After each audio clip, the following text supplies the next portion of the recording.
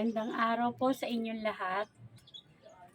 Tayo po ay magluto ng nilagang baka para po may sabaw tayo kahit mainit ang panahon. Ito po ang ating mga sangkap.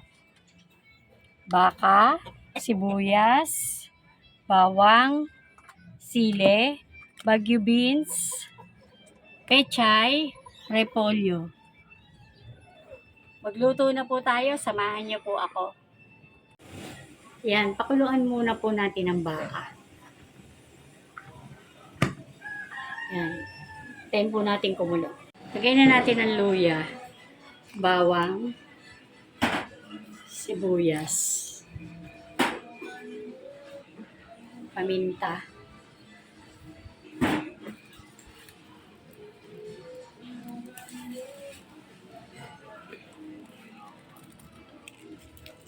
Ba yung tunay? Parang peki, minsan yung powder. yan, lagyan natin ng maraming paminta para mas masarap. Kaya sinama yung ano. Takpan uli natin.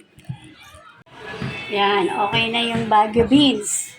Pwede na natin ilagay ang pechay.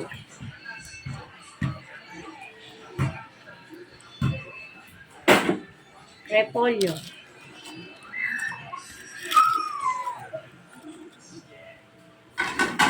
Sile. Ano yun? Hayaan muna natin lumambot. Pag malambot na to, luto na ang ating nilaga. Luto na. Yan, luto na. Okay na. Okay na no? Pwede na tayong kumain. Luto na po ang ating nilagang baka. Kain na po tayo. Bye!